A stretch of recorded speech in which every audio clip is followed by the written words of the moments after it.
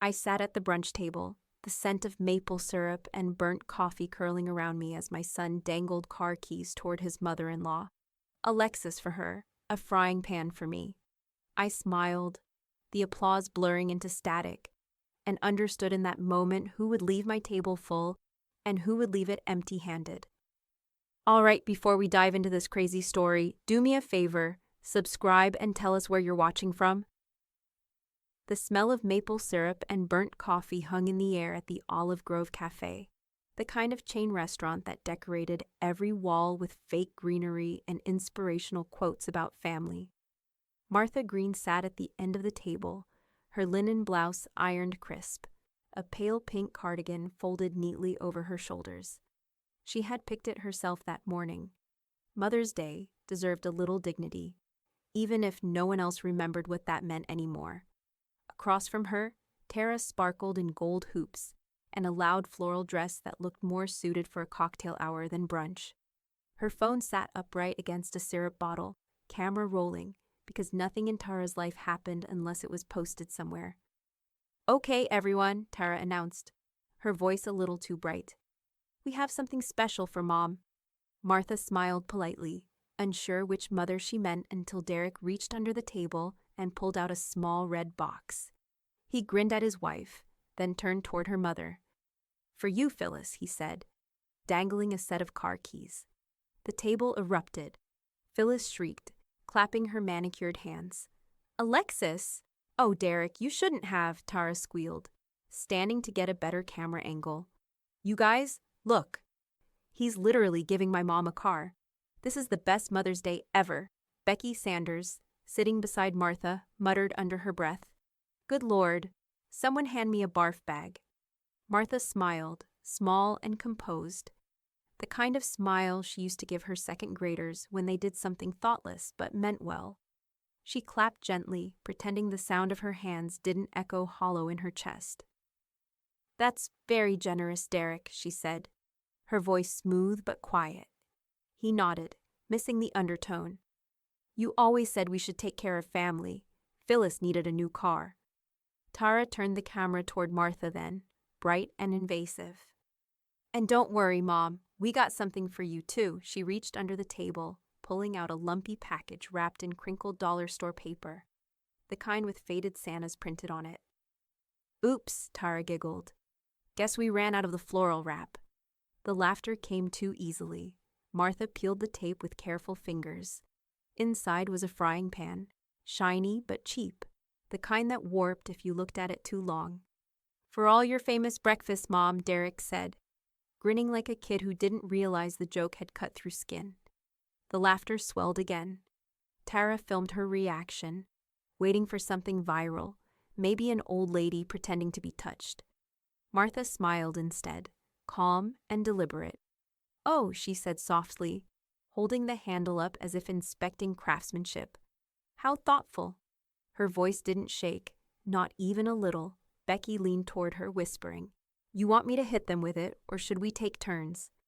Martha's lips barely moved.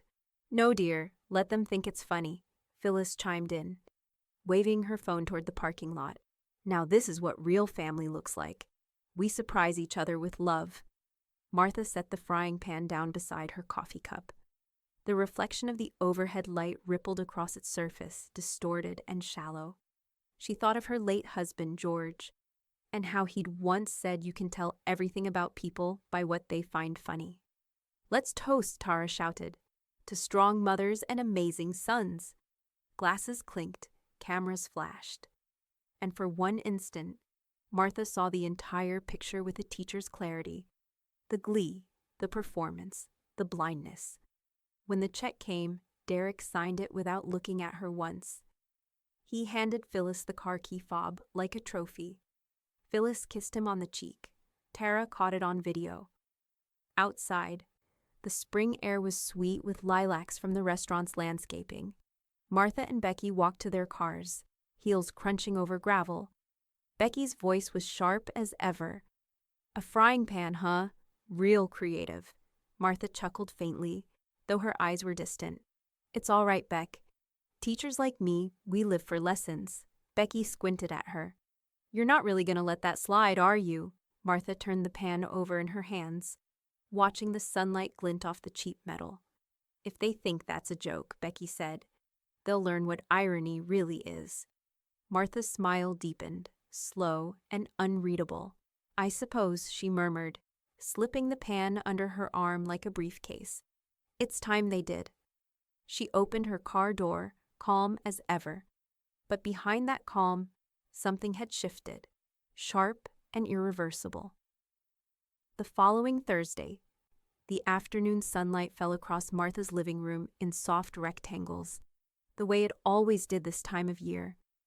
Dust motes drifted through the air, golden and unhurried. She had just finished watering her violets when her phone buzzed with a notification, a tag from Becky. The caption read, "You might want to see this, honey." It was a video, Tara's voice, unmistakable and nasal, drifting through the background of some brunch recap she'd posted online. And then Derek drove Mom over to look at the house I grew up in. Poor thing. Total teardown, but the lot has potential if someone adds modern touches. Laughter followed. Martha froze mid-step. The camera panned across a familiar yard, her yard, the lilac bush she'd planted the spring after George died. The mailbox with green, still painted in her husband's careful lettering. A teardown. She turned the volume down and replayed it twice, just to be sure she wasn't hearing things. The words didn't change. Outside, wind stirred the chimes on the porch. They made a brittle sound today. When Becky knocked 20 minutes later, she didn't bother with pleasantries. "You see it?" Martha nodded once. "I did." Becky plopped onto the couch like a storm cloud in sneakers. "That woman's got nerve. Calling your home a teardown? After you fed that boy every morning on that stove she mocked?" Martha's tone was even. "It's only words, Beck." "Words," Becky barked. "They're planning something. You mark me. They're sniffing around your property. Derek's got that real estate side hustle now, doesn't he?" Martha didn't answer. She walked to her roll-top desk. Oak, well-worn, still smelling faintly of lemon polish, and opened her laptop. She typed her address into a home value site. The result blinked up almost instantly. A glossy listing with wide-angle photos of her own living room, her own furniture, her curtains. The listing read, "Charming mid-century lot, prime for redevelopment. Sold as is." And under agent, Derek Green, Green Heating and Realty Group. Becky leaned over her shoulder, color rising to her cheeks. "They're planning to sell your home before you're even cold." Martha stared at the screen a long time. Her pulse didn't race, her breath didn't quicken. Years of classroom chaos had trained her nerves into iron. "Well," she said quietly, "then it seems I should tidy up my paperwork." She shut the laptop, stood, and crossed to the hallway closet. Inside were decades of her life. Lesson plans, old report cards, birthday cards from students, and file boxes labeled in neat cursive. She pulled them out one by one, stacking them like patient soldiers. "House," she murmured, sliding open the first drawer of her filing cabinet. The metal groaned like an old complaint. "Deed," Becky watched, arms folded. "You're serious?" Martha didn't look up. "When you've taught fifth graders for 30 years, you learn. Chaos only wins if you stop labeling things." She pulled the curriculum 1988 binder off the shelf, replaced it with a new folder marked House, then another, Deed, then a third, Will. Her handwriting was slow, deliberate, the way she used to write notes on student report cards. Every letter clear enough to be read decades later. Becky huffed, pacing. "You should call someone. The cops, a lawyer, "I will," Martha said, calm as a librarian. She opened her desk drawer, rifling through envelopes until she found a yellowing address book. Inside, the pages were soft from years of turning. She flipped through until she reached N. Her fingers stopped on a familiar name, Notary Charles Benton. Retired. She smiled faintly. George always said keep friends in dull professions. They're the ones who save you when things get exciting. Becky sank into the armchair. You scare me when you get like this, Martha. All quiet and calculating. Martha straightened the stack of folders on her desk. Noise is what gets people caught. Quiet gets things done. Outside, a delivery truck rumbled past, its shadow sliding across her curtains like a slow-moving wave. Martha stood in that light, the frying pan from Mother's Day still hanging by the stove. Gleaming dully, a reminder, a promise. Becky tilted her head. What are you going to do first? Martha looked down at the deed folder, at the name printed in bold at the bottom. George L. Green and Martha L. Green. Joint ownership, survivorship rights. Her expression didn't change, but her voice thinned into something cold and certain. I'm going to make sure my name is the only one that ever matters. The wind rose again, rattling the window panes as she picked up the phone. Her fingers dialed an old number she hadn't used in 15 years. On the third ring, a man's voice answered. Charles Benton speaking. Martha's tone was calm, polite, teacherly as ever. Hello, Charles. It's Martha Green. I think I'll be needing your services again. By Saturday morning, the tulips along Martha's front walk had started to bow from the early heat. She stood at the kitchen window, coffee cooling in her hands, staring out toward the mailbox. It took her a moment to notice what didn't belong, a bright red and white sign staked into her yard, right beneath the lilac bush. For sale, Green Heating and Realty Group. Her own name, his logo, her house. For a few seconds, the world went strangely silent, like the moment before a fire alarm sounds. She set the mug down carefully, wiped her hands on a dish towel, and walked outside.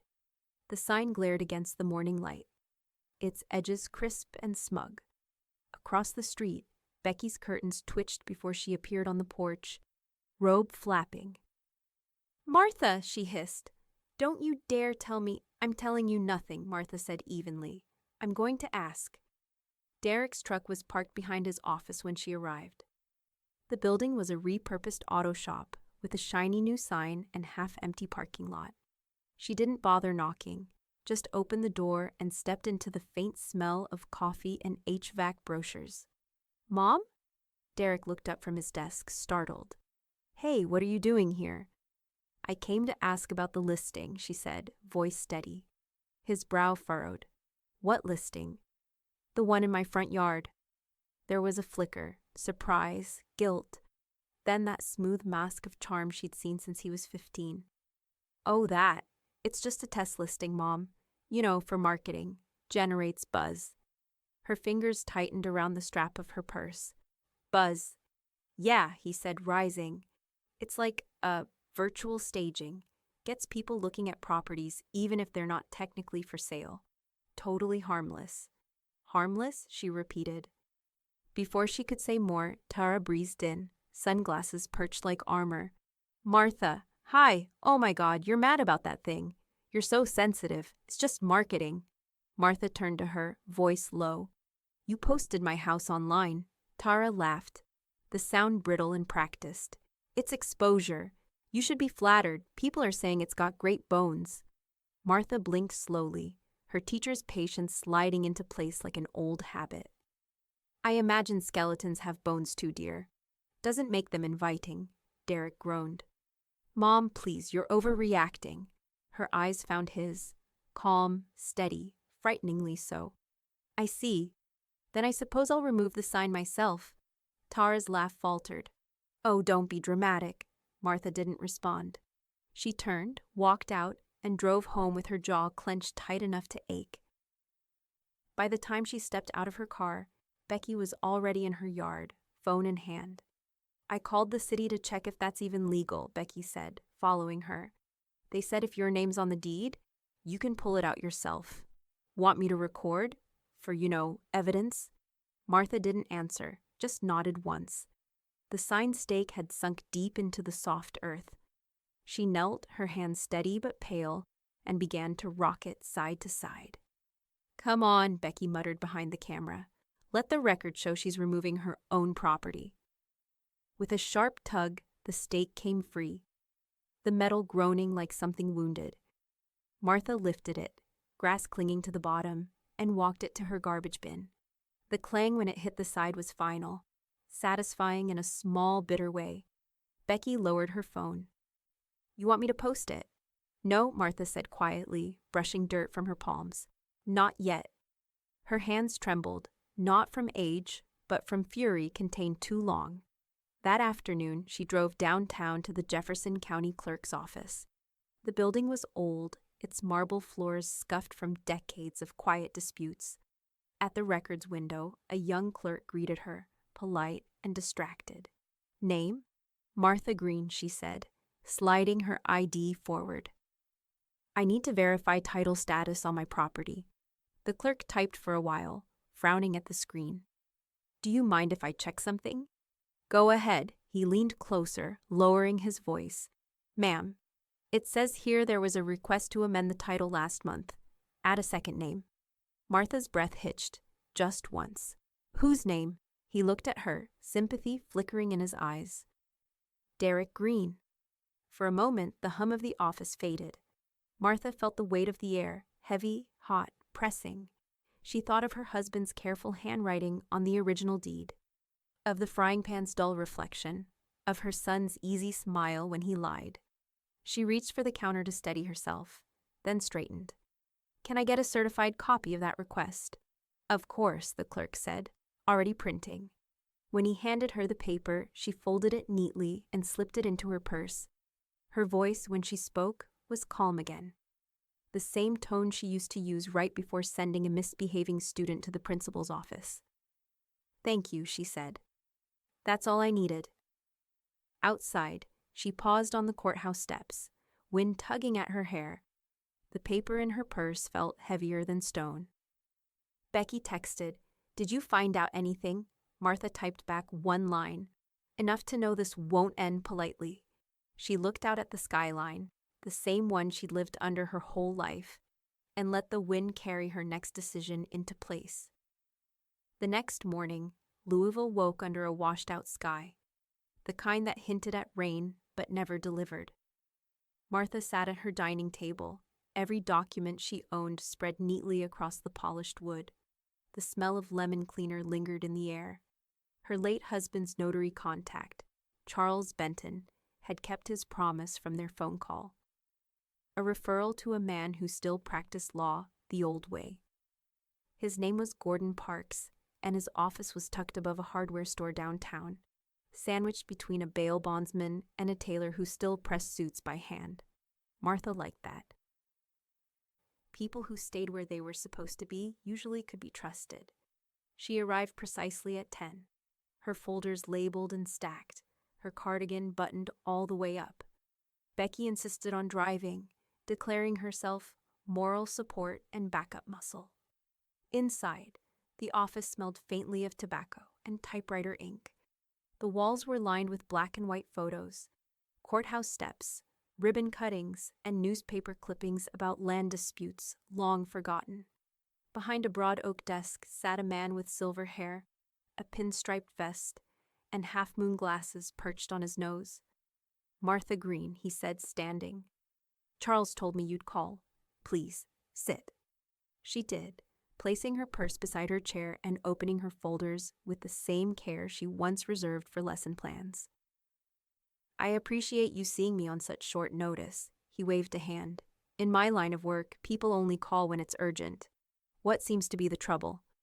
Martha laid the certified document flat between them.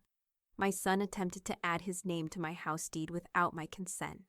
I'd like to stop him." Gordon studied her face first, then the paperwork. His eyes narrowed, scanning line by line. "You brought the original deed too?" "I did." She passed it forward, edges perfectly aligned. He flipped through the documents, whistling low under his breath. "Mrs. Green, I've been doing this for 35 years. Most clients bring me half a shoebox of papers and a story full of holes. You've brought me an entire case file." Martha folded her hands. Old habits, teaching required documentation. Becky, seated behind her, smirked. "You should have seen her classroom, color-coded to the point of tyranny." Gordon chuckled, tapping the page. Well, that tyranny may save your property. Your son's request here. It's improperly filed. No accompanying affidavit, no notarization by the property owner. That's attempted title fraud, plain and simple. Becky leaned forward. So what can we do? Besides wring his neck? Gordon smiled faintly. We'll start by freezing any title action related to this property. I'll file a fraud injunction with the county and send a cease and desist to his firm. Once the injunction's logged, he can't alter or transfer a thing without your approval. Becky let out a low whistle. Now we're cooking. Martha's lips twitched into something that almost resembled a smile. I thought you said we'd bake their goose, Beck. Same thing, Becky said, grinning. Gordon's pen scratched steadily against the legal pad. You mentioned he works in real estate and HVAC. Yes, Martha said. He merged his business under that name 2 years ago. Then this will sting, Gordon murmured. An injunction like this gets flagged across his brokerage account. Title companies, lenders, they'll see the notice and keep their distance. Reputation's a fragile thing in this town. Martha watched his hand move, methodical, confident. You don't seem surprised by any of this. He looked up, eyes kind but firm. Families do strange things when money's on the line. But you, Mrs. Green, you seem less angry than most. I'm not angry, she said softly. I'm alert. He nodded once, understanding. That's more dangerous. Rain began to patter against the window then, slow and deliberate. Gordon gathered her papers into a neat stack and clipped them. I'll have a courier deliver the injunction by tomorrow afternoon. If your son contacts you, don't engage. Refer him to me. Martha rose, smoothing her skirt. I appreciate your help, Mr. Parks. Call me Gordon, he extended his hand. And Mrs. Green, for what it's worth. You're more organized than most lawyers I know. Becky barked a laugh. Told you, she runs her life like a syllabus. Martha shook Gordon's hand. Then let's consider this chapter 1. Outside, the rain had deepened, washing the dust from the curbs. Becky opened her umbrella, muttering, Feels like the start of something. Martha stepped into the drizzle, face tilted toward the gray sky. It is, she said. The start of accountability. Becky eyed her sideways. That sounds like teacher speak for hell's coming, Martha smiled faintly. Only for those who fail the lesson. She tightened her grip on her folder, the injunction papers peeking from the edge like a silent promise. The rain hadn't stopped by the next morning, a soft, endless drizzle that turned the streets into mirrors. Martha stood at her kitchen counter, stirring her coffee without drinking it, watching the thin gray light settle over the neighborhood. The frying pan still hung on the wall above the stove, glinting faintly like a medal for survival. The courthouse had received Gordon's injunction. Derek wouldn't be able to touch the deed again. That was the first domino, but there were others lined up, and she could already see the shape of them in her mind. When she arrived at Gordon's office later that afternoon, Becky came armed with a notepad, 2 pens, and the energy of a woman attending a trial she'd been waiting for all her life. Ready, she whispered as they climbed the narrow stairs. I've been ready since Mother's Day, Martha replied. Inside, Gordon rose from his desk with that same calm professionalism, nodding toward the conference table. Mrs. Green, Ms. Sanders, please, have a seat. You mentioned over the phone that you wanted to update your will? Martha opened her leather folder, every page clipped and tabbed in blue. Not update, she said. Rewrite, Becky grinned. Now it's a rewrite. We're going full author mode. Gordon adjusted his glasses. Tell me what you'd like to include. Martha unfolded a handwritten list in looping, teacherly script. Her handwriting looked like it belonged on a chalkboard. Deliberate, unhurried, impossible to misread. First, she said, I'm removing my son, Derek Green, and his wife, Tara, from any and all inheritance provisions. Gordon's pen paused. Entirely? Yes. May I ask why? Because I believe legacies should go to those who build, not those who take apart. Becky gave a quiet amen under her breath. Martha continued. Second, I'd like to establish a scholarship fund. The Green Education Foundation. for underprivileged students in Jefferson County pursuing degrees in teaching. Her voice softened on the word teaching, but her eyes stayed steady. Education was the only inheritance that ever mattered in my life. Seems fitting that it's the only one I'll leave. Gordon nodded, writing quickly. Beautifully said. And the executor? Martha turned slightly toward Becky. That would be her. Becky nearly choked on her coffee. Me? You sure? I've never even balanced my checkbook without cussing. Martha smiled faintly. You have common sense and a low tolerance for nonsense. That's rarer than math skills. Gordon looked up. Wise choice. Anyone else? Yes, Martha said, flipping to the second page. A portion of the estate, 10%, should go to the Louisville Animal Shelter. George and I always talked about leaving something for the strays. He would have liked that. Becky dabbed at her eyes. You're making me sentimental. And you know I hate that. Gordon reviewed the notes, tapping his pen against the pad. All right. Complete disinheritance of your son and daughter-in-law. Establishment of a scholarship fund. Named executor, secondary charitable beneficiary. Do you have a specific distribution plan for your assets? Martha nodded. Property, savings, and insurance, all rolled into the foundation. The house will transfer to the trust automatically upon my death. No probate delays. Efficient, Gordon said. That'll make contesting it nearly impossible. Becky leaned forward. She's not just cutting them out, she's outsmarting them. Martha's lips curved slightly. Teachers do like a good lesson plan.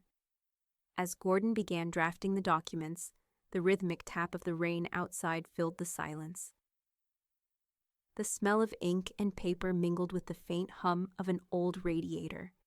When he finally slid the papers across the table, Martha read every line. Not a flicker of hesitation crossed her face. Do you wish to leave any symbolic item for your family? Gordon asked gently. Martha thought for a moment, eyes drifting to the frying pan in her mind. Shiny, useless, mocking. Yes, she said. One item. Becky raised a brow.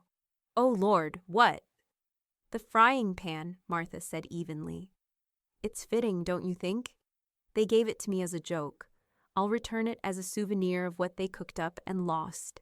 Becky snorted, nearly laughing through her tears. They gave you a pan, and you're cooking up a legacy. Gordon chuckled, stamping the document. That's one of the best lines I've heard in 20 years. Keep it, Martha said. You'll need something to quote when people ask how a retired teacher managed to outwit her own family. Gordon slid the final page toward her.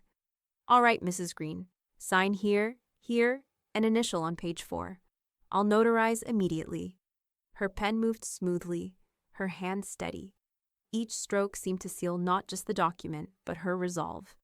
When it was done, Gordon embossed his seal with a sharp press. The gold foil shimmered faintly in the lamplight. Becky leaned closer. Now what? Martha gathered the stack, tucked it into a manila envelope, and closed the clasp with a satisfying snap. Now, she said, we file every page, seal it, and lock it away. Let's make sure history can't be edited. Back home, the safe in her closet clicked open. Inside lay only George's pocket watch and their wedding certificate. She placed the new will beside them, tidy, airtight, unshakable. She traced the metal edge of the safe door for a moment before closing it. They thought I'd forget my worth, she whispered. Now they'll remember it in writing. The latch snapped shut. Her phone buzzed on the dresser, a text from Derek. Mom, can we talk? It's important.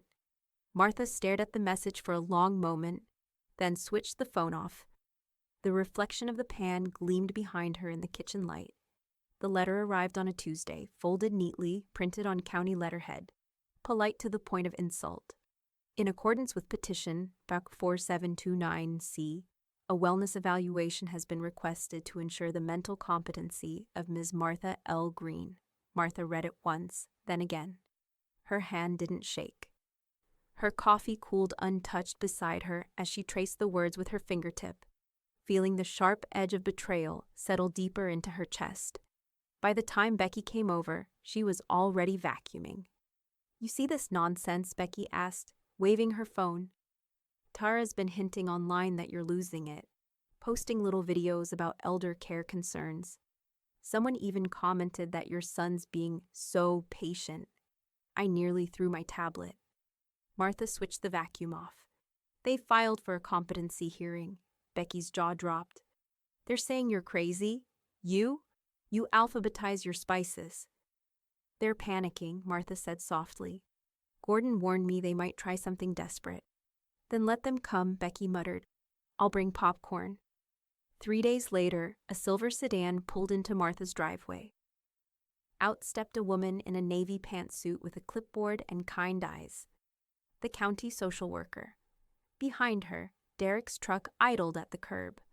Tara sat in the passenger seat, oversized sunglasses masking her face, though her smirk was visible even from behind the glass.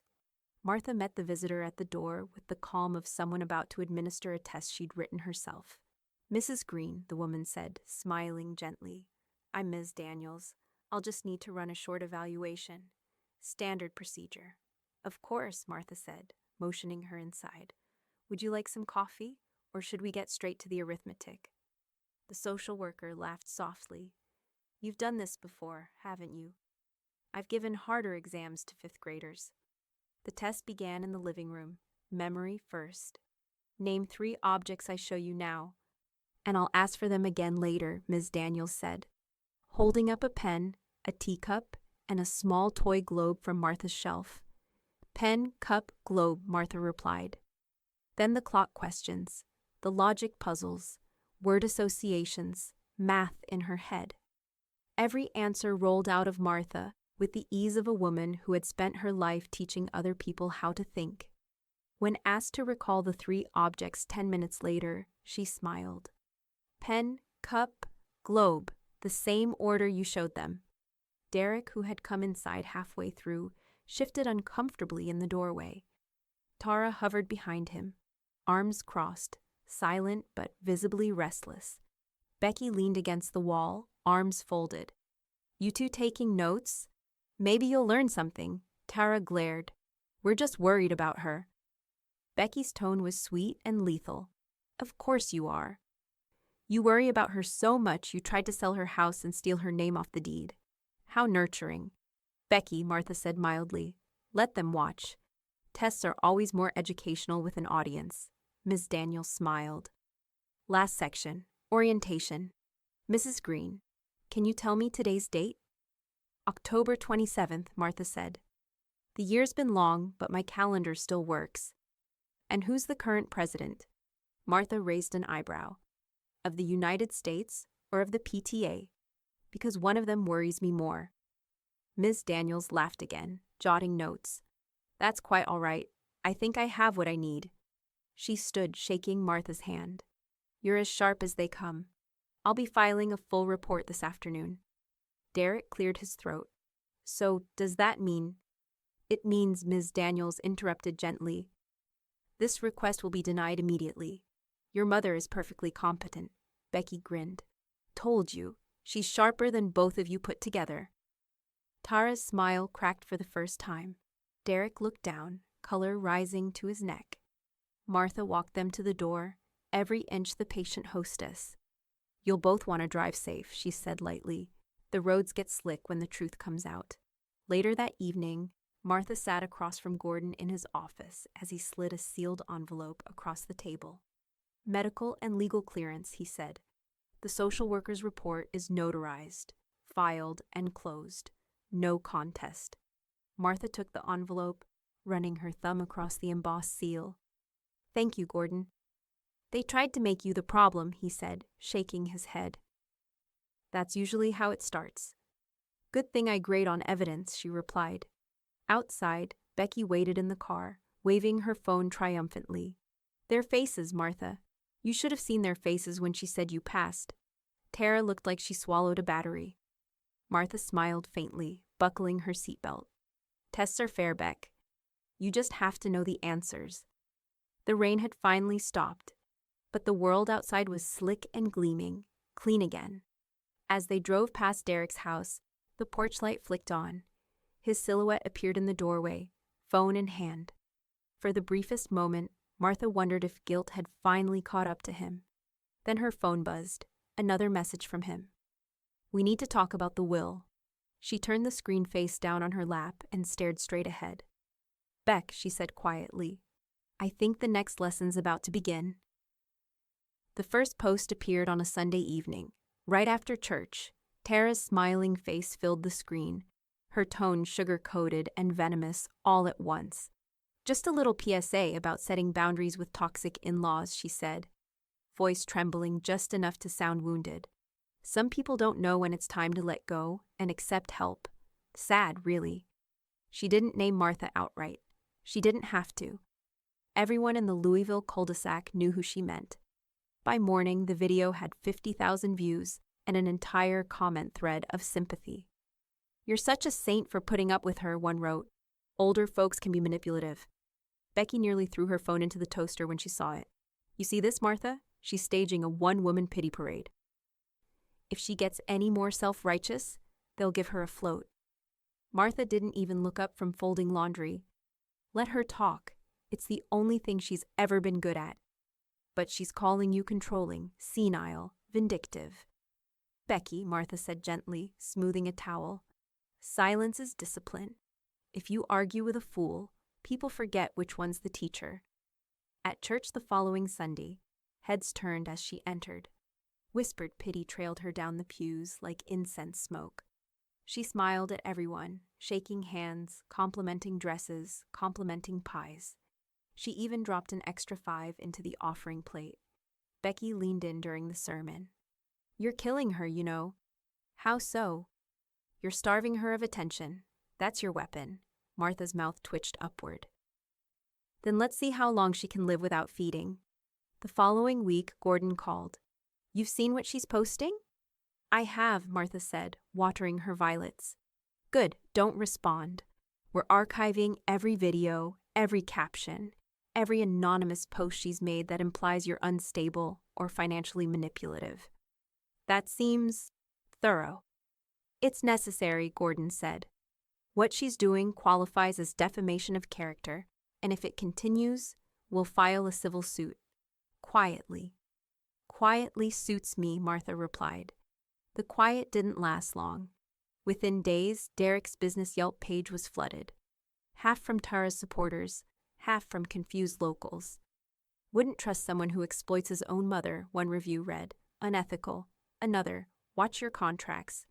Becky texted Martha screenshots like trophies. She lit the match. Now she's choking on the smoke. By the end of the week, Derek had lost 2 contracts and one of his longest-running maintenance clients. Tara's next post was darker. Less makeup, messier lighting. "I can't believe what's happening to us," she sniffed into the camera. "We tried so hard to help, and she's just cursed us." I know how that sounds, but there's something evil about it. Martha watched it once, then turned off her phone. "When people have no logic," she murmured, "they turn to superstition." Gordon met with her 2 days later at the county courthouse cafe. Quiet corner table, black coffee, no sugar. He slid a folder across to her. "Every post, time-stamped and documented. We'll let them hang themselves with their own footage. Once we file, they'll realize silence was never weakness." Martha opened the folder. The thumbnails stared back. Tara's curated outrage, Derek's forced smiles in the background. A digital trail of arrogance and self-pity. Becky arrived halfway through the meeting, windblown and satisfied. "So, lawyer man, when do we drop the hammer?" Gordon smiled faintly. "Soon. I've already drafted the letter. We'll send it through official channels. Cease and desist for defamation, financial loss, and emotional distress." Becky grinned. Finally, consequences with stationery. Martha closed the folder, her nails tapping softly on the cover. "No rush," she said. "Let them keep talking. The more noise they make, the clearer the pattern becomes." Gordon studied her for a moment. "You really don't want revenge, do you?" She smiled. "Revenge implies emotion." "I'm aiming for education." That night, as thunder rolled over Louisville, Tara posted again, this time through tears, framed by candlelight. "I don't know what's happening to us," she whispered. "It's like everything we touch turns against us." The camera trembled as she looked toward Derek, off screen. "She's doing something to us. I know it." Across town, Martha sat at her kitchen table, grading old lesson plans she'd saved out of habit. Becky's laughter echoed faintly from the other room, where she was reading comments out loud between sips of wine. Outside, lightning flashed, momentarily catching the shine of the frying pan on the wall. Martha didn't look up. She just turned a page, red pen in hand, and murmured, "Incomplete." By mid-November, the storm outside had quieted, but the one online hadn't. Tara's videos came faster now, frantic, rambling, less polished. Each post seemed to contradict the last. One day she painted herself as a victim of elder abuse. The next she hinted Martha was mentally unstable and dangerous. It was the unraveling Martha had predicted. At Gordon's office, the conference table looked more like a police evidence board. Stacks of color-coded folders, each labeled with dates and subjects, stretched across the polished surface. A small printer hummed quietly in the corner, spitting out another page of screenshots. "Every post," Gordon said, tapping the top folder. "Every email, message, and voicemail. We've preserved it all, even the ones she thought she deleted." Martha's expression was unreadable. "I assume that includes the ones she sent to Derek's business clients?" He nodded. "The ones accusing you of financial manipulation and dementia?" "Yes, those are the most damaging to her." Becky flipped through a folder, eyes widening. "Oh Lord, she really said you forged your own husband's signature. You could frame this and hang it under idiocy in writing." "Let's not," Martha said softly. "I'm fond of my walls." Gordon smiled faintly. "You're taking this better than most people would." "I've had decades of practice with people who confuse loudness for authority," Martha replied. "I used to teach middle school." 2 weeks later, the courthouse smelled faintly of old wood polish and burnt coffee. Martha arrived early for the preliminary hearing. Hair neat, pearl earrings, posture perfect. Across the aisle, Tara sat beside Derek, whispering furiously.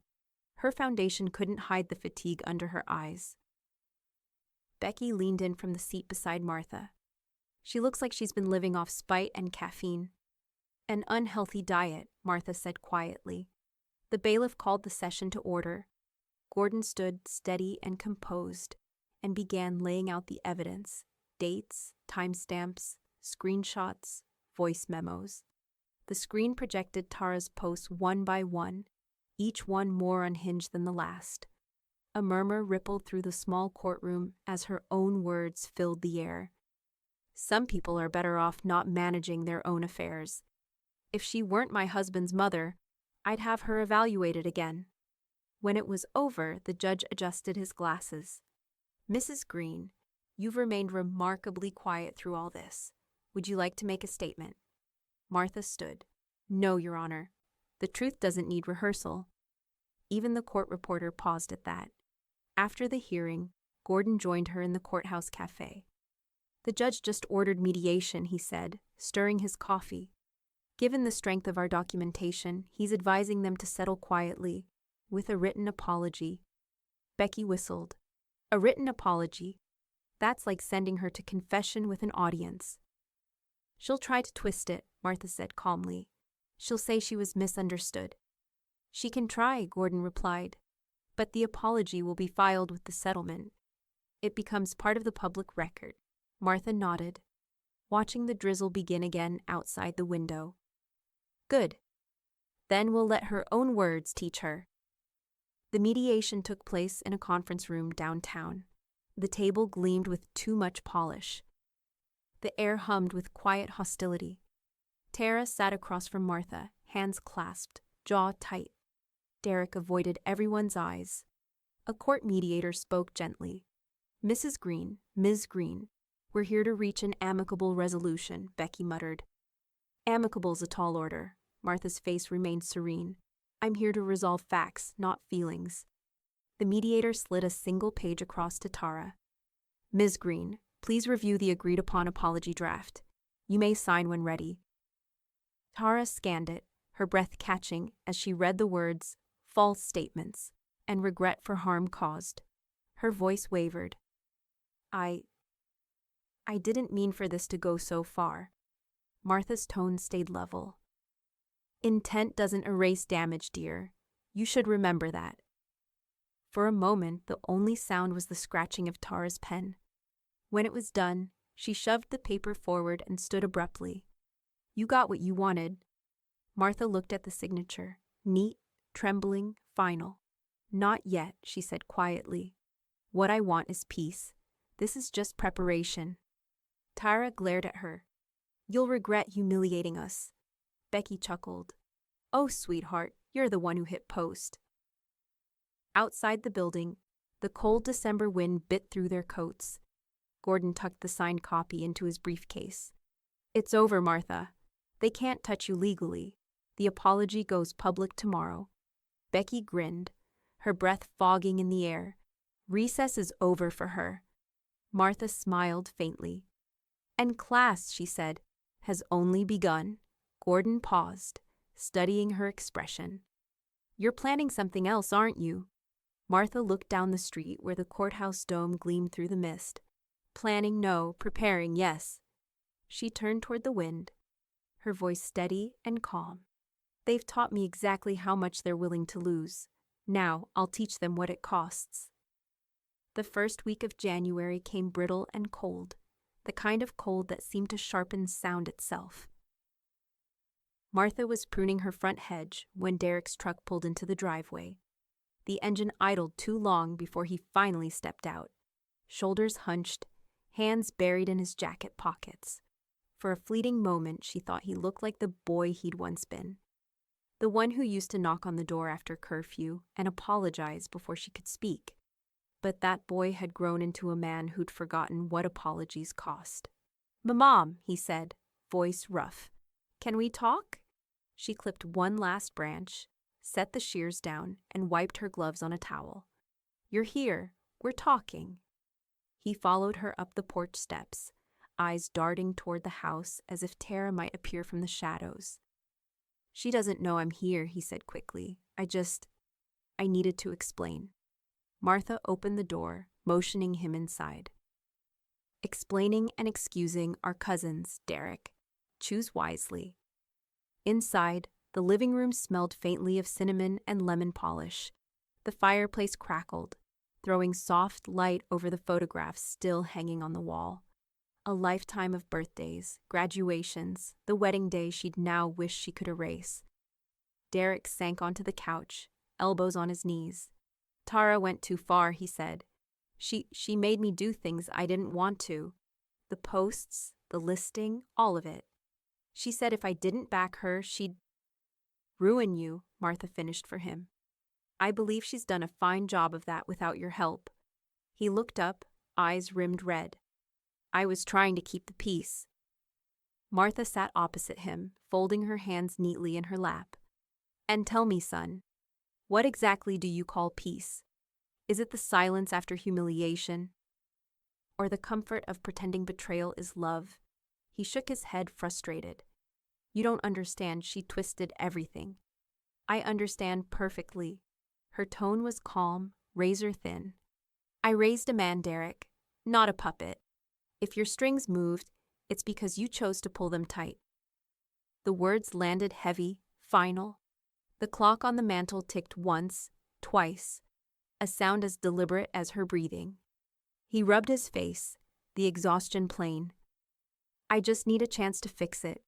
I can talk to Tara, make her stop posting. I can—" "No." Martha stood and crossed to the roll-top desk. From the top drawer, she drew a slim manila envelope, the edges worn from her own handling. "You've already had your chance," he frowned. "What's that?" "My will," she said simply. She laid it on the coffee table between them like a teacher setting down a graded paper. The embossed seal caught the firelight. Derek blinked. "You're showing me your will. I'm showing you closure." He hesitated, then slid the document from its sleeve, scanning the lines until his eyes stopped cold halfway down the page. "Executor. Rebecca Sanders," he read aloud. His voice faltered. Beneficiaries: Green Education Foundation, Louisville Animal Shelter. Mom, what is this? It's what happens when a person learns to protect what's hers. He looked up, panic creeping in. You disinherit your own son? Martha's gaze didn't waver. You already did. The room went silent except for the pop of the fire. Derek set the papers down, palms flat. You don't mean this. You're angry. Anger fades, she said. Consequences don't. He stood abruptly, pacing. You can't just cut me out. After everything I've done for you. Her voice remained even. You mean the house listing, the court filings, the competency hearing. His face flushed crimson. Tara pushed that. She said it was for your own good. She said, Martha repeated softly. And you listened. For a long moment he couldn't find words. The sound of his breath filled the space between them, shallow and uneven. Finally he whispered, I never wanted it to come to this. I know, Martha said. That's why it did. He left without slamming the door, but the absence felt louder than any shout. From the window, Martha watched the taillights fade down the cul-de-sac until they disappeared into the fog. Becky's car rolled in minutes later. She stepped out, clutching a grocery bag. Well, how'd that go? Martha picked up the manila envelope, sliding it back into the desk drawer. Like a final exam he didn't study for, Becky grinned. Did he pass? Martha closed the drawer, turning the key. He learned there's no retake. She walked to the window again, the reflection of the frying pan gleaming faintly behind her, half halo, half warning. Outside, the fog thickened until the street vanished. Somewhere in it, her son's truck idled, headlights off, the shape of him unmoving. Watching, Martha drew the curtain shut. Some lessons, she murmured, take longer to sink in. By February, the air over Louisville had turned brittle again. Frost on mailboxes, salt crusting the curbs. The city still looked asleep when the first foreclosure notice landed on Derek's office desk. He stared at the envelope, unread for a full hour. Then another arrived, then 3. By the end of the month, the HVAC company that once carried his name, Green Heating and Realty Group, was quietly bleeding out. The lawsuit had done its work. Legal fees, lost clients, rumors, and the steady hum of bad press that never seemed to die online. Inside the office, the air was tense and stale. One of his longest employees, a stocky tech named Vince, stood in the doorway holding a box. I'm sorry, boss, Vince said, eyes lowered. Got another offer. Different company, steadier hours. Derek didn't look up from his laptop. We can bounce back, Vince hesitated. Maybe. But people are talking, man. They think you're being investigated for fraud.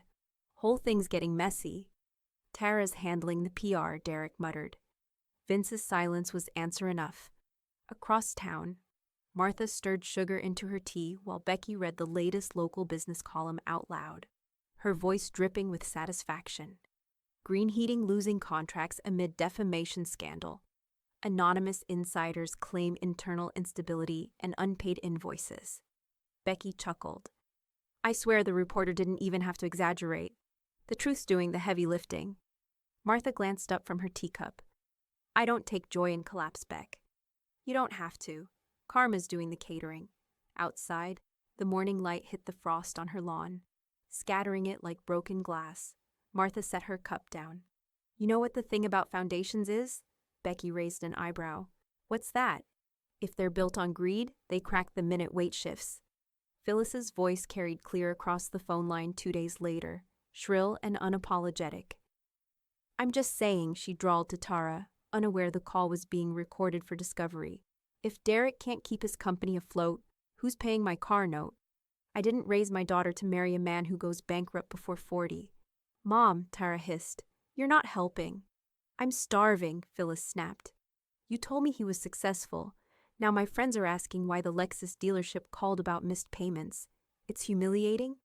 Tara hung up mid-sentence, her reflection glaring back from her phone screen. By March, the company trucks sat unused in the lot. a row of white ghosts with faded decals. Inside, the phones barely rang. Tara paced behind Derek's desk, her heels clacking sharp as blame. "This is your fault," she spat. "You let your mother ruin us." "She didn't ruin us," Derek muttered. "We did this to ourselves." "Oh, don't start that martyr crap. You didn't fight her hard enough. You let her win." "I didn't think suing your own mother counted as victory." Tara threw a stack of papers toward him. Bounced checks, unpaid invoices. "Then what do you call this?" He didn't answer. The silence stretched until it became unbearable. Finally, he whispered, "I call it consequences." When the company filed for dissolution in late March, few people noticed. Businesses fail quietly, reputations die louder. Gordon read the notice aloud in his office, sliding the document across to Martha. "Filed this morning.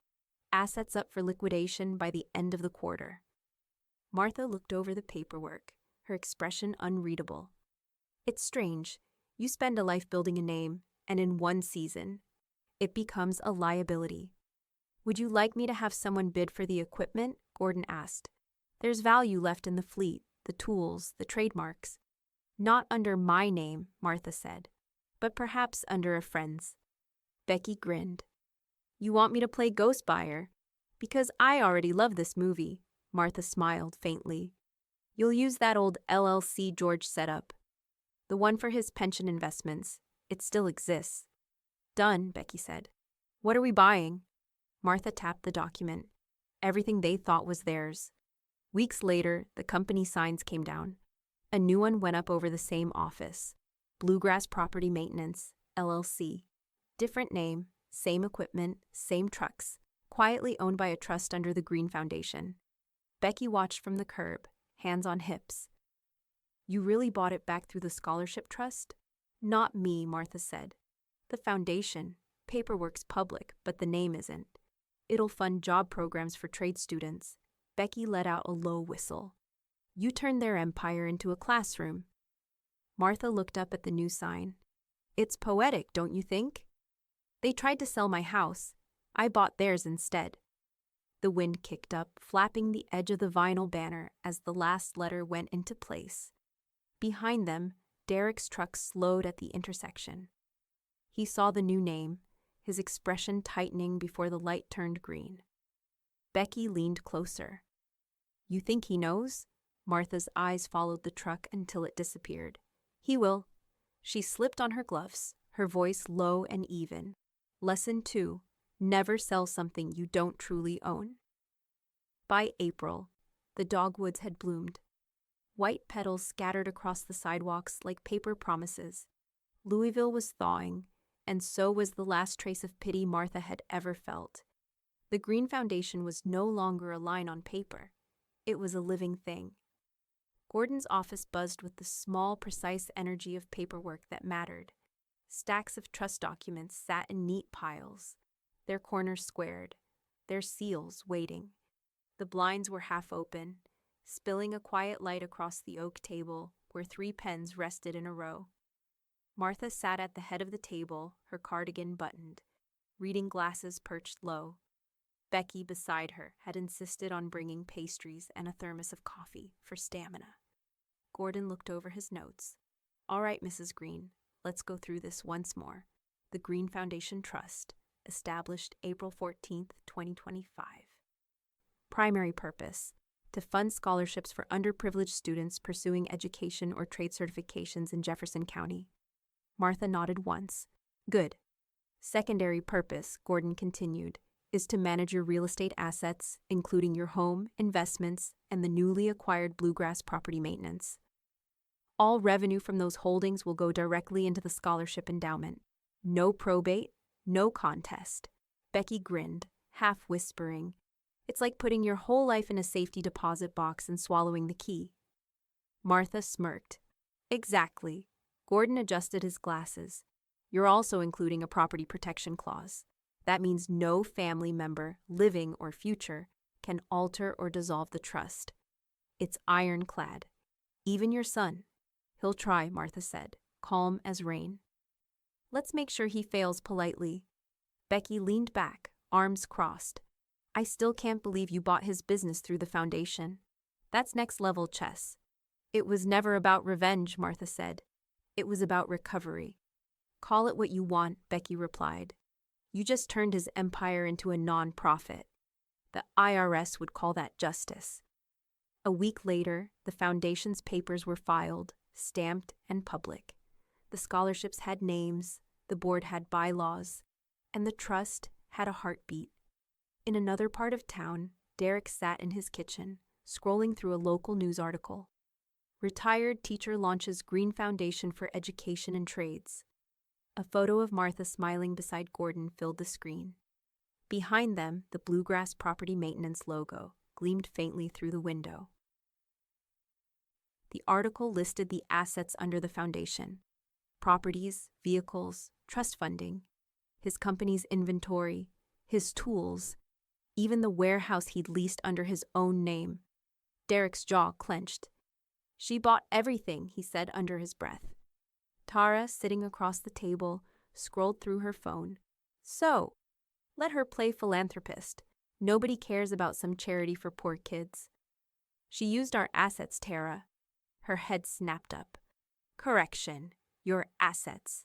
Don't drag me into your mother's obsession. Your obsession started this, Derek said sharply.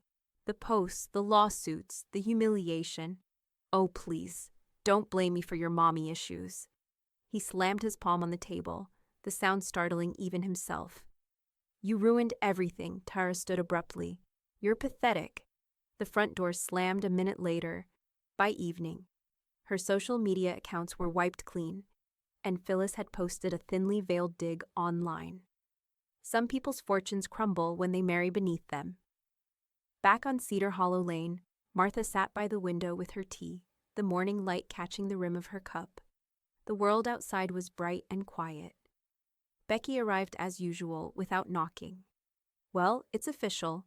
Derek's business is dead, Tara's gone, and Phyllis is back to pretending she summers in Naples. How's it feel to outlive the circus? Martha smiled faintly.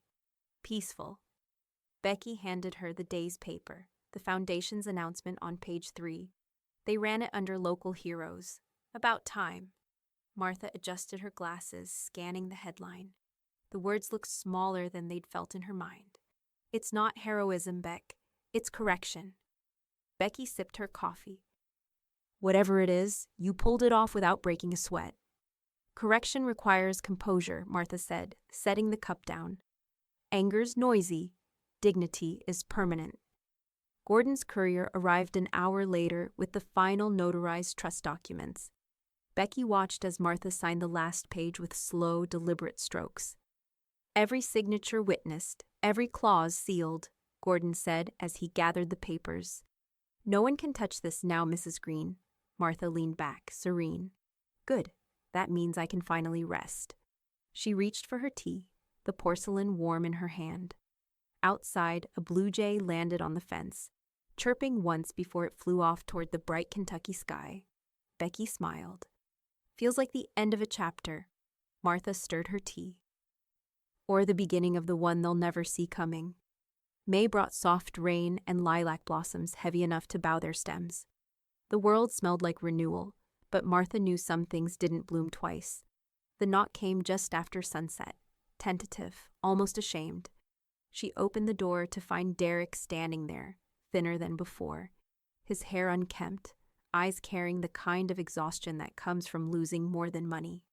Mom, he said, voice low. Can we start over? Martha studied him for a long moment. Start over? He nodded. A fresh start. No lawyers, no grudges, just family again. The words should have softened her. Once, they might have. But Martha had learned that guilt often arrives dressed as peace. She stepped aside. Dinner's ready, he blinked. You were expecting me. No, she said, leading him toward the kitchen. But good manners are never wasted. The table was already set. Roast chicken, green beans, cornbread, and 2 glasses of iced tea. Becky had stopped by earlier but left before sunset, muttering something about letting her handle her own prodigal. They sat opposite each other, The clock on the wall ticked steadily, marking each second of their silence. Derek picked at his plate, barely eating. Martha cut her food with quiet precision, every movement deliberate. Finally, he spoke. "I'm sorry," the words hovered between them, fragile and overdue. Martha didn't look up. "What for?" "For everything," he said quickly. "The house, the post, the business. Tara pushed things too far, but I should have stopped it. I never meant to hurt you." She set her fork down, folded her napkin, and finally met his eyes. "Intent doesn't repair betrayal, Derek. It only explains it." He looked away, his jaw tightening. "You don't have to keep punishing me." "I'm not punishing you," she said softly. "I'm remembering." Outside, thunder rolled in the distance. Not close enough to threaten, just enough to echo. Derek exhaled, his shoulders slumping. "I've lost everything, Mom. Tara's gone. The company's gone. I don't even have a place to stay that doesn't feel borrowed." Martha stood and crossed to the counter. She retrieved a small covered dish and placed it in front of him. Inside were leftovers wrapped neatly in foil. "For the road," she said. "You'll eat better that way than chasing what's already burned." He stared at it, then at her. "That's it? No help, no—" "You said you wanted a fresh start," she interrupted. "That means beginning again, not undoing what's been done." "You could still help me," he said quietly.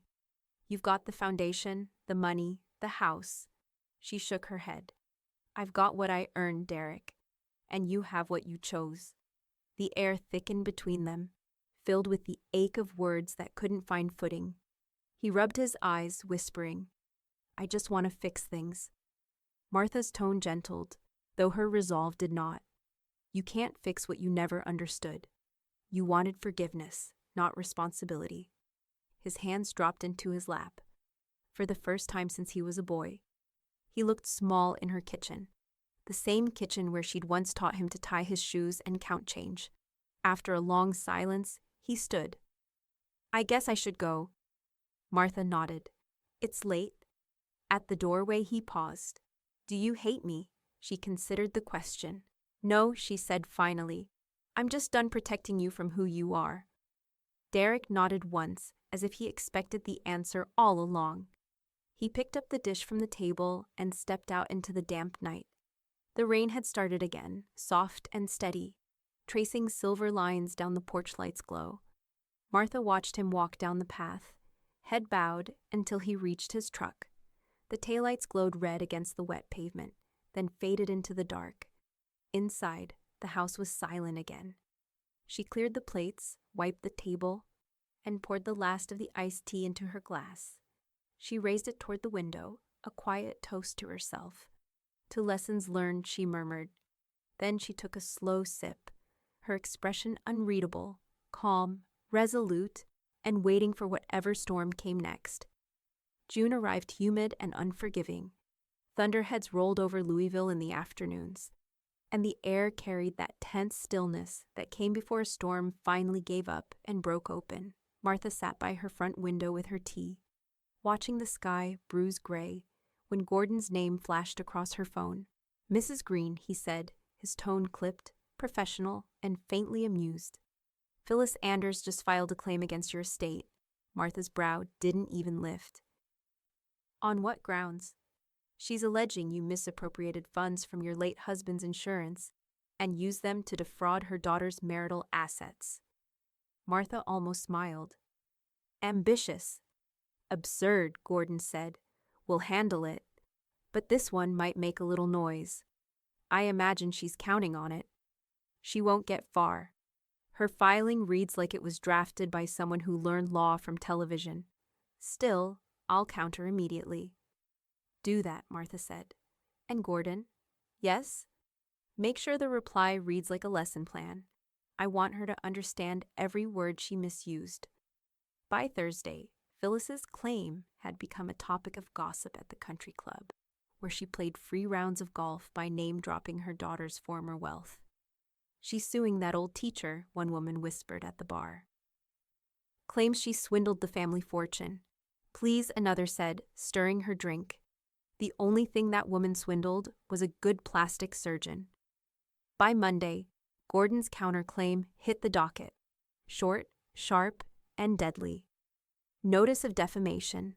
Plaintiff Ms. Phyllis Anders is hereby advised that continuation of false claims will result in immediate civil action and pursuit of damages for libel. It landed like a thunderclap. Within 48 hours, Phyllis withdrew her claim. No apology, no statement, just silence. But silence wasn't enough. 2 days later, a reporter from the Courier-Journal called Martha directly. "Mrs. Green," the young woman said, her voice respectful but eager, "I'm doing a story on elder financial abuse cases. It looks like your name came up in a recent filing. Would you be willing to comment?" Martha stirred her coffee slowly. "I'll give you facts," she said. "Nothing more." They met at the cafe near the courthouse, the same one where she'd watched Gordon dismantle Tara's posts months before. The reporter's recorder blinked red. "You were accused of misappropriating funds by your former in-laws. What's your response?" Martha smiled faintly. "My late husband's estate was settled 15 years ago, every dollar accounted for, every tax paid. Their claim isn't a misunderstanding, it's projection." The young woman hesitated. "Projection. When people lose what they think they're owed, they invent theft to make sense of it," Martha said. "But facts don't fear fiction. Do you feel vindicated?" "I feel consistent," Martha said simply. "I haven't changed my story once." "That's how you know it's true." She finished her coffee, left a tip, and walked out before the reporter even stopped recording. The article ran 3 days later. Headline: "Retired Teacher Protects Estate from Family Exploitation." Subhead: "Martha Green, 68, wins third legal battle in a year. Truth doesn't need rehearsal," she says. The accompanying photo was candid. Martha walking out of the courthouse, umbrella in hand, gaze forward. Calm, composed, untouchable. Becky nearly choked on her toast when she saw it. "My God, Martha, your front page news. They made you look like the patron saint of poetic justice." Martha took the paper, her expression unreadable. "I said I wanted correction, not attention." "Correction," Becky said, laughing. "Honey, this is canonization. You look like Kentucky's own Ruth Bader Ginsburg." Martha folded the paper neatly and set it aside. "She wanted my name," she said quietly. "Now she can read it." Becky snorted, grabbing her scrapbook from the counter. "Oh, this one's going right next to defamation mediation. My collection's almost full." "You're keeping clippings of this?" "Of course. It's history.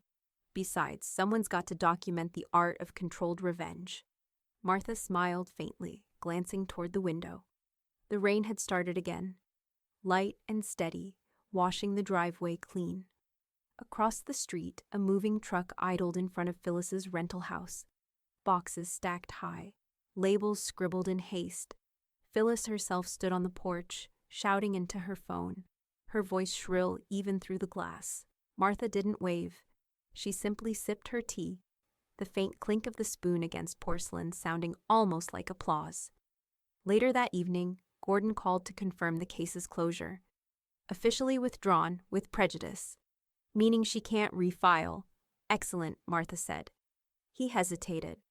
"I've handled a lot of estates, Mrs. Green, but I've never seen anyone navigate one like this. Cleanly, quietly, and with that much control." She smiled. Teaching was good training. Managing chaos is just classroom work with better stationery. He laughed softly. "What will you do now?" Martha looked at the framed article on her counter, the headline glinting under the lamplight. "Rest, maybe. Read. Water the violets. After all this, that's it. For now," she said. "But people like Phyllis always inspire new curriculum." As she hung up, thunder rumbled again, low, promising, distant. Martha walked to the window, the night air thick with rain. Across the street, the house lights went out. The cul-de-sac was dark except for her own porch lamp. Steady and gold.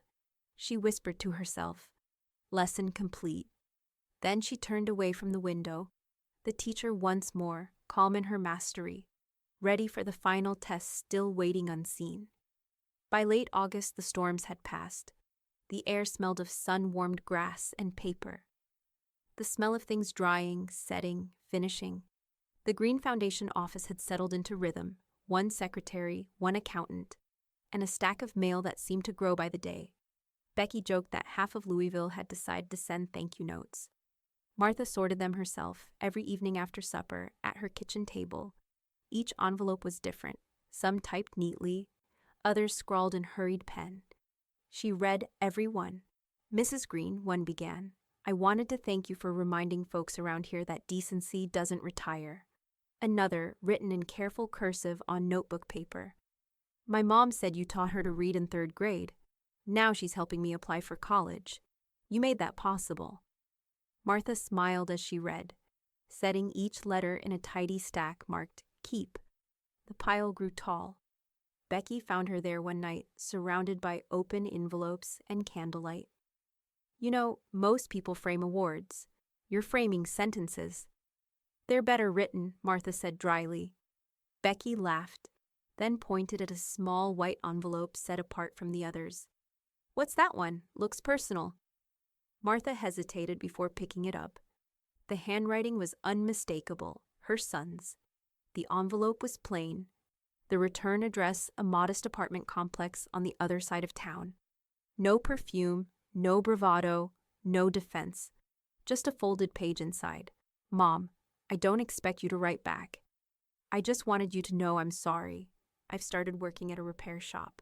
Small place, honest work. I think about Dad a lot. About you too. I get it now. What you were protecting. I wasn't worth your faith then, but I'm trying to be now. I hope that counts for something." Martha read it twice, then set it down. The words didn't sting. They landed softly, like dust finding its rightful place. Becky leaned over her shoulder. "Well, damn, that's the first sentence from him that didn't make me want to slap somebody." Martha's expression stayed calm. "He's learning. You gonna answer?" She folded the letter neatly, slipped it back into the envelope, and placed it on the keep pile. "No," she said. Becky frowned. "That's it?" "Closure doesn't need conversation," Martha replied. "It just needs comprehension." The Foundation's first scholarship ceremony came 2 weeks later. The event was held in the gymnasium of Jefferson County High, the same school where Martha had once taught spelling bees and science fairs. The bleachers gleamed with fresh wax, and rows of folding chairs filled the floor. A banner stretched across the wall, the Green Education Foundation, building tomorrow's teachers. Students in dress shirts and borrowed ties fidgeted in the front row. Parents whispered, clutching their programs. At the podium, Gordon introduced Martha with the tone of someone introducing both a client and a legend. "She reminds us," he said, "that integrity isn't inherited, it's demonstrated." The crowd rose in polite applause. Martha stepped to the microphone, composed as ever. "Education," she began, her voice carrying through the hall, "was my first language. I taught for 30 years and learned one simple truth. You can't control what people take from you, only what you choose to give." She paused, looking out at the faces, young, uncertain, hopeful. "So this foundation is my way of giving back the only thing that ever mattered to me. Knowledge, dignity, the chance to start right, not over." Becky, seated in the second row, dabbed at her eyes with a napkin she pretended was for her lipstick. When the first recipient was called, a soft-spoken girl named Lila Brooks, whose mother worked 2 jobs, Martha handed her the scholarship envelope personally. The girl's hands trembled as she whispered, "Thank you, Mrs. Green." Martha smiled. "Don't thank me. Just promise to pass it on someday." As the applause swelled, she caught Gordon's eye from the side of the stage. He nodded, approval, admiration, and something like pride. That night, back home, the kitchen table was once again covered in letters. Martha added one new piece to the stack, a photo from the ceremony, Lila smiling, the banner behind her bright and hopeful. Outside, the cicadas hummed, and the sky stretched wide and purple. Becky's voice drifted from the phone on speaker. "So, St. Martha of Louisville, what now? You've saved your name, your house, and your dignity. What's left? Martha looked toward the frying pan still hanging on the wall, its dull metal catching a stripe of moonlight. Legacy, she said quietly. That's what's left. She reached for the next unopened envelope, sliced it cleanly, and smiled at the first line inside. October brought the kind of light Martha loved best. Soft, angled, patient. The trees along Cedar Hollow Lane had turned to flame, their leaves drifting lazily across driveways and porches. The world looked older but more honest, she thought, as if everything had finally stopped pretending to be green. In her kitchen, the frying pan hung on the wall again, not tucked away, not mocked, but displayed, polished, engraved. The etching caught the light when morning sun slipped through the curtains. For all your famous breakfasts. MG. Beneath it, a smaller line Gordon had arranged quietly through one of his connections. Some lessons are served cold. Becky had howled when she saw it. That's going to make historians argue for years. Martha only smiled. Good. Let them learn something. The Green Foundation scholarship plaque was unveiled that afternoon at the Jefferson County Education Center. The ceremony wasn't grand, just a modest auditorium lined with folding chairs, banners, and a table of coffee and cookies donated by the PTA. But it was full. Teachers, former students, parents, and volunteers filled the seats. Even a few journalists hovered near the back, pens ready. Gordon stood at the podium, steady as ever. When Mrs. Martha Green started this foundation, he said, she wasn't seeking recognition. She was seeking continuity, a proof that dignity doesn't dissolve in the face of disrespect. And today, her name joins the school's wall of honor, where it belongs. Applause rippled through the room. Becky leaned over from her seat in the front row and whispered, if they'd just added a confetti cannon, I'd call this divine justice. Martha chuckled softly. Patience, Beck. We don't need fireworks. We built permanence. Gordon motioned for her to join him on stage. As she stepped forward, the crowd rose again. The bronze plaque, covered by a velvet cloth, waited beside the podium. The inscription gleamed when she pulled the cloth away. The Green Foundation Scholarship, established by Martha L. Green, retired educator, in honor of every lesson taught and everyone learned too late. For a moment, the room held its breath. Then the applause came again, steady, heartfelt, filling the small space until it felt almost cathedral-like. Becky clapped the loudest, tears cutting tracks through her mascara. You did it, honey. You really did it. Martha turned toward her friend. We did it. I just wrote the outline. You helped me fill the margins. Gordon smiled from the side. That's a teacher's metaphor, if I've ever heard one. She laughed. Force of habit. As the ceremony wound down, attendees lined up to shake her hand. Parents thanked her. Former students hugged her. A man in a maintenance uniform paused long enough to murmur, You fixed more than air conditioners, ma'am. Martha squeezed his hand. We all fix what we can. Outside, the late afternoon sunlight slanted across the school's courtyard, painting everything in gold. Beyond the chain-link fence, a lone figure stood half hidden in the parking lot, hands in pockets, head bowed. Derek. He didn't approach, didn't wave. He just watched as the crowd filtered out around her, Becky laughing with a teacher, Gordon folding up the velvet cloth. For the first time in months, Martha met her son's gaze across the distance. No anger, no victory, just quiet acknowledgement. The way a teacher looks at a student who's finally realized the test was never unfair, only unforgiving. Becky followed her line of sight. You want me to chase him off? Martha shook her head. No, let him stay. He needs to see what grace looks like. Derek's lips parted as if he might call out, but he didn't.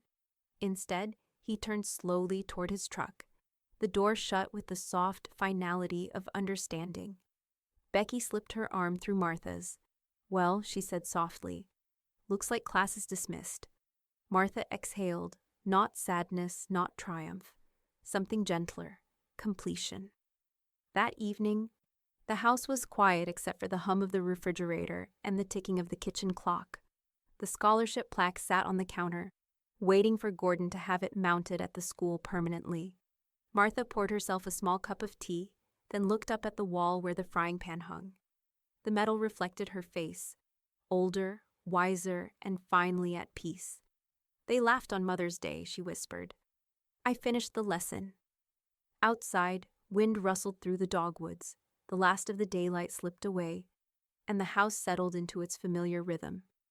Calm, steady, self-contained. Martha picked up her pen, signed one last thank you card to the scholarship board, and placed it neatly on the stack. Then, glancing once more at the engraved pan, she smiled, small, certain, and satisfied. My son handed me a frying pan as a joke, but I made sure he learned what it means to leave empty-handed.